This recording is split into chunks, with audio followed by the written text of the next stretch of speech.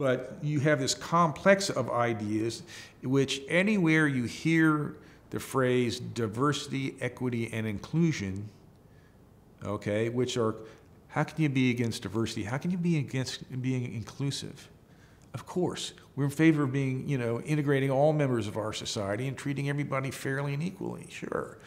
But it's like, those are cover words or code words for these other concepts. And it's those concepts that are being ferried into the schools at various levels, at the levels of the administrative staff, and then they have something called culturally responsible pedagogy or something along that lines. I can't remember exactly, but in which now they're teaching teachers, they're instructing teachers, this is the way you've got to look at things, and this is the way you've got to approach things.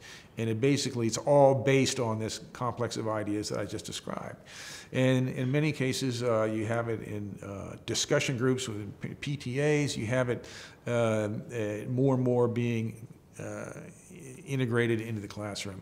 So that is most prevalent in Arlington, Fairfax County, and Loudoun County, up in Northern Virginia. That's where it's gone the farthest. You're beginning to see a lot of it in Virginia Beach. You're seeing a lot of it in the city of Richmond and other places. So those are kind of locally driven. At the same time, you have, from the Virginia Department of Education,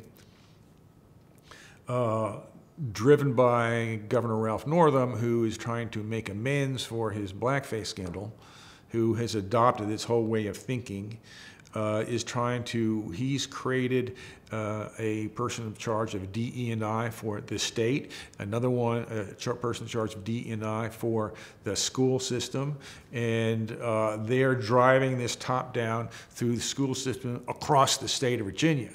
And so it may not have always penetrated at the same rate, in the same way that it has up in Northern Virginia, but that's where it's all going.